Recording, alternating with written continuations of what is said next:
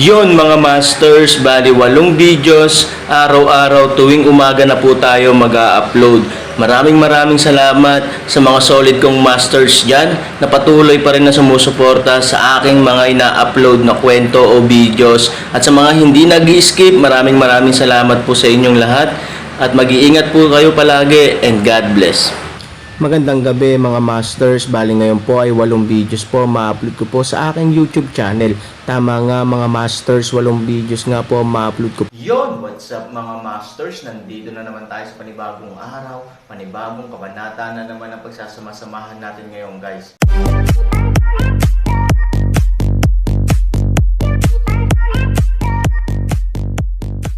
Bali mga masters, kung bago ka pa lang po sa aking YouTube channel, please click the subscribe button, lalong-lalo na po yung notification bell guys, para maging connected pa rin tayo sa isa't isa at maging updated kayo sa mga susunod ko pang video.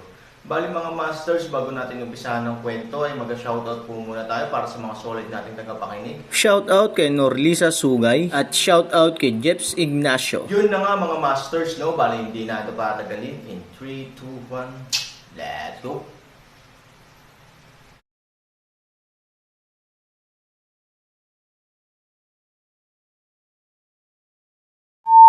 Ngayon, kapag lumabas ang mga tao, inilalagay nila ang mga kurtina sa paligid nila, at ang buong silid ay nasa dilim.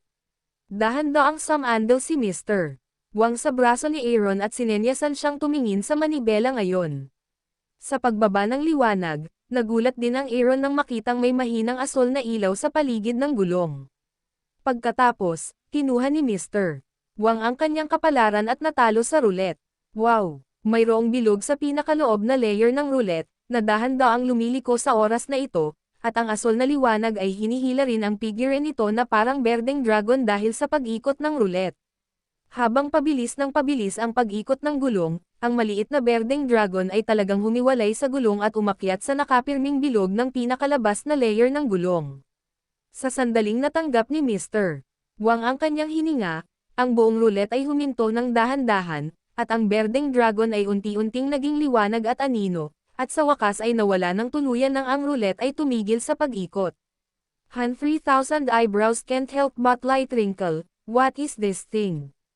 Akala niya ay ordinaryong antik lang iyon, ngunit hindi niya inaasahan na sa pagliko ng gulong ay may kakaiba at espesyal na enerhiyang ibinuga mula rito. Ang ganitong uri ng enerhiya, Aaron ay hindi pa nakikita. Maging ito ay ang may 8 sulok na daigdig, o ang Xuanyuan na daigdig, o ang lupa, o maging ang 8 kaparangan na mga aklat. Hindi alam ni Han Sanchen kung paano ito ilalarawan. Naramdaman na lang niya na ang puwersang ito ay lumampas sa kanyang ketulusan. Bagamat kaunti lang ang inilabas, ang kalinisan ay nagpasimangot sa mga tao.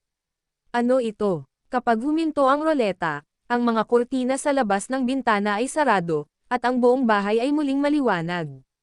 Ang roleta na nasa harapan namin ay katulad ng dati, parang isang sira-sirang antik. Dragon plate, napabuntong hininga si Mr. Wang at mahinang sinabi, bagamat saglit lang ang nakalipas, naubos na nito ang lakas ng loob niya. Ang aking ama ay isang master mismo, ngunit ngayon ay maaari lamang siyang maglaro ng chess sa bahay para sa bagay na ito. Tumawa ng mapait si Wang Dong. Naniniwala si Han Sanchen na kahit na si Mr. Wang ay mukhang isang ordinaryong matandang lalaki, ang kanyang mga kilay ay puno ng pagmamataas, na malayo sa kung ano ang maaaring magkaroon ng mga ordinaryong tao. Gayunpaman, napukaw din ito ang interes ng Aaron.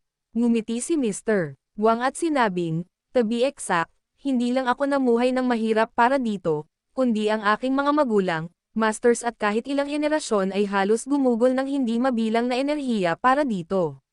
Masasabing ang mga Wang ay gumugol sa hindi bababa sa 10 henerasyon ng pagsusumikap, ngunit sa kasamaang palad, hanggang ngayon, maaari ko pa ring pabayaan na magsimula ito ng ilang sandali. Ano ang silbi nito? Pag-isipan ito. Han 3,000 kakaibang paraan. Hindi ko alam. Ang alam ko lang ay sinaunang. Umiling si Mr. Wang at nagpaliwanag, nagkataon daw na nakuha ito ng aking mga ninuno. Ayon sa liham ng kanyang pamilya, naglalaman ito ng isang malakas na puwersa. Kapag ito ay nakalas, maaari itong maging dominanteng pag-iral. Nangunguna sa pangkalahatang pagkatao. Sumimangot si Aaron at sinabing, hindi ba iyan ang tunay na Diyos? May kapangyarihan ba ang tunay na Diyos dito? Ang kapangyarihan ng tunay na Diyos ay mananatili lamang sa libingan ng Diyos, ngunit ano ang kapangyarihan ng dominasyon? Hindi ko alam. Kailangan mong lutisin ito. Dahil doon, kinuha ni Mr. Wang ang kahon na gawa sa kahoy at itinulak ito sa Aaron. Mr. Wang, anong ginagawa mo? May pango ka bang palakol? Tanong ni Mr. Wang. Saglit na nag-alinlangan si Aaron, ngunit sa wakas ay ibinaba ang kanyang bantay at tumango. Oo, baka ikaw ang may-ari nito. Kasabay nito, hinawakan ni Mr. Wang ang kamay ni Aaron at binuksan ang kahon na gawa sa kahoy, sabay lagay ng kamay ni Aaron sa plato ng dragon. Boom! Ang enerhiya ng Aaron ay agad na gamulong at pagkatapos ay inilabas ng direkta sa labas. Nang ang enerhiya ni Aaron ay dumampi sa plato ng dragon, isang kakaibang eksena ang nangyari. At tulad ng, dahan-daang lumiwanag, ang asol na ilaw ay nagsimulang lumitaw, at tulad ng dati, unti-unti naging berdeng dragon.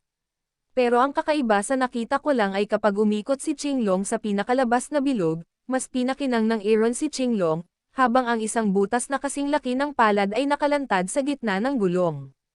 Huwag kang magambala sa sandaling bumaba ang boses ni Mr. Wang, pinalakas niya ang kanyang pagsisikap. Mabilis na tumango si Aaron, humihingal, hinimok ang kanyang lakas na ipagpatuloy ang paghimok sa plato ng dragon. Sa pagtaas ng lakas, ang berdeng dragon ay mas mabilis, at sa wakas ay mayroong isang berdeng prototype ng dragon. Sa oras na ito, ang isang bilog sa paligid ng hukay ay nag-iilaw din ng isang sinag ng siwang, at sa loob ng hukay, isang kakaibang marka ang nagsisimula ring lumiwanag. Nang makita niya ang marka, napakunot ang noo ni Aaron, napatitig dito ang kanyang mga mata, at hindi niya ito may galaw kahit isang segundo. Itong selyo, paano? Paano ito? Imposible. Ang puso ni Aaron ay puno ng mga alon, at ang kanyang mukha ay puno ng maputlang pagkabigla, pangusil. Sa gitna ng hukay, ang nagniningning na marka ay pangusil talaga sa kanyang noo. Ang ganitong uri ng bagay, Aaron bilang karagdagan sa Melikoten at iba pang Pangu tagapagmana upang makita, pagkatapos ay hindi kailanman makita. May koneksyon ba ang bagay na ito sa Pangu? Sa oras na ito, binawi ni Mr. Wang ang kanyang lakas, karagdagang pagkonsumo, Aaron suporta o hindi niya alam, siya lamang ang nakakaalam na hindi niya magawang dalhin. Ang maliit na dragon plate na ito ay hindi kahanga-hanga, ngunit nangangailangan ito ng maraming panloob na pagkonsumo ng kuryente upang ion ito. Halos lahat ng kakayahan niya sa buhay ay nasayang dito. Bagamat binawi niya ang kanyang kamay, hindi pa rin nagbabago ang pagkagulat sa mukha ni Aaron. Ngunit kung iisipin mong mabuti, parang normal lang na may makuha ang mga wang tungkol sa Pangu kapag sila ay nasa Chanho City at ang Wuyu Village ay nasa Chanho City. Ngunit ano ang dragon dish na ito? Hindi pa narinig ng Aaron si Xiao Tao at iba pa na binanggit ito. Kahit na sa mundo ng 8 direksyon, wala siyang narinig na anumang alamat tungkol dito. Kung ito ay isang banal na bagay, paano walang kwento? Ngunit kung hindi ito Diyos, ano ang paliwanag ng pangusil nito? Tama yata. Pareho talaga ng pinanggalingan ng palakol mong Pangu. Nakangiti, inutusan ni Mr. Wang si Wang Dong na ilagay ang plato ng dragon. Matapos itong ilagay ni Wang Dong, itinulak ni Mr. Wang ang kahon na gawa sa kahoy sa Aaron. Guro, ano po ang problema? Paano ito? Kung tatanungin mo ako, hindi ko alam. Bagamat nakuha natin ito para sa maraming taon, wala kaming masyadong alam tungkol sa iyo. Wala kaming ibang impormasyon maliban sa kapangyarihan ng dominasyon ang marka ng Pangu kaya, pagkatapos malaman ang iyong pagkakakilanlan, malalaman ko na maaaring ikaw ang may-ari nito, nakangiting sabi ni Mr. Ang bagay ay sa iyo, at ikaw ang master. Umiling si Han Sanchen. Bagamat mukhang ordinaryo, maraming misteryo dito.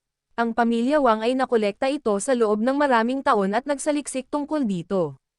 Ngunit hindi matatanggap ng Aaron ang gayong mahalagang bagay. Ito ay itinatago sa aking maharlikang pamilya sa loob ng maraming taon. Kung ito ay talagang isang bagay ng aking maharlikang pamilya, bakit maghihintay hanggang ngayon? Nakangiting sabi ni Mr. Wang. Umiling si Aaron, kahit na malutas mo ito o hindi ito pangkaraniwang bagay. Mula nang nakuha ito ng pamilya Wang, ang bawat pinuno ng pamilya ay inialay ang kanyang buong buhay sa pagsasaliksik pagkatapos ng pagsasanay sa susunod na henerasyon ng mga pinuno ng pamilya. Ngunit wala akong nakuhang pakinabang maliban sa kalagkarin ng aking pamilya Mr. Wang ngumiti ng mapait at umiling. Isang pasanin lang para sa aking pamilyang Wang na sabihin na ito ay isang kayamanan o isang bagay. Sa katunayan, isinuko ko ito ng lubusan 5 taon na ang nakalilipas. Ang ilang mga bagay, kunin hanggat kinakain mo, ay nakatadhana. Ang bagay na ito ay hindi pag-aari ng aking pamilyang Wang, kaya hindi na kailangang sayangin ang pagsusumikap ng aking pamilyang Wang at ang kaya sa paglipas ng mga taon, naghahanap ako ng angkop na host para dito, sabi ni Mr. Tumango rin si Wang Dong sa oras na ito, bagamat hindi namin ito malutas, natatakot kami na ito ay magiging isang sakuna kung ito ay kinuha ng masasamang tao. Kaya kahit na hinahanap namin ito, walang angkop. Ngunit 3,000 ang pinakaangkop na tao. Pagtibay ni Mr. Wang, si Aaron ay nahihiya na iwagayway ang kanyang kamay. Siya ay isang angkop na tao. Magaling kang magsulat at martial arts, at maganda pa rin ang kalidad mo. May pangupalakol ka na katulad nito. At the end of the day, sino pa ba maliban sa iyo Aaron? Sabi ni Mr. Wang, kinuha ang kahon na gawa sa kahoy at inilagay sa kamay ni Aaron. If you feel guilty, you can't accept a gift. Then you will prosper in the future. Don't forget my Wang family. I have only one son, Dongger, and one apo, Siman. I'll exchange this kasama mo sa natitirang bahagi ng kanilang buhay. Ano sa palagay mo ang sinabi ni Mr.